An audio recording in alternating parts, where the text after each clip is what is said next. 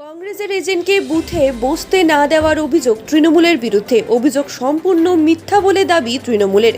যদিও প্রিসাইডিং অফিসারের দাবি এখনও কংগ্রেসের এজেন্ট আসেনি বুথে। মালদার মানিকচক ব্লকের গোপালপুর অঞ্চলের নাসুটোলা এলাকার 190 এবং 191 নম্বর বুথের ঘটনা।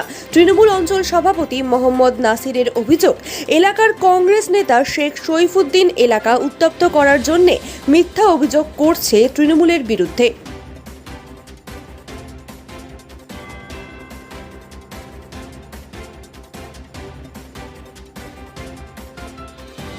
দেওয়া হয়েছে এরকম একটা অভিযোগ উঠছে। না, এজেন্ট তো সেখানে এরকম কেউ আসেনি। আসেননি? না, এজেন্ট 5:30টার সময় আমরা 6টা অবধি, আমি 6টার সময় মক্কল শুরু করেছিলাম। আমার ভিভিপ্যাট চেঞ্জ হয়েছে। 6টা অবধি যতজন এজেন্ট এসেছিলেন সবাইকে ঢুকতে দেওয়া হয়েছে। কোন কোন দলের এজেন্ট রয়েছে বর্তমানে? এখন নির্দলের আছে এবং টিএমসি আছে। কংগ্রেসের এজেন্টরা ঢুকতে দেওয়া হয়নি বলে অভিযোগ করা হচ্ছে। না, সেরকম তো কংগ্রেসের এজেন্ট আমার কাছে এখন অবধি কেউ আসেনি।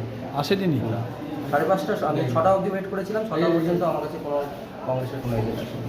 আচ্ছা, ভোট প্রক্রিয়া কীরকম চলছে এখানে? প্রক্রিয়া খুব স্বাভাবিক চলছে, খুব স্মুথ চলছে, কোনোরকম কোনো অসুবিধা সৃষ্টি এখন অবধি হয়। আপনার নামটা? নীলকান্ত। Presiding officer.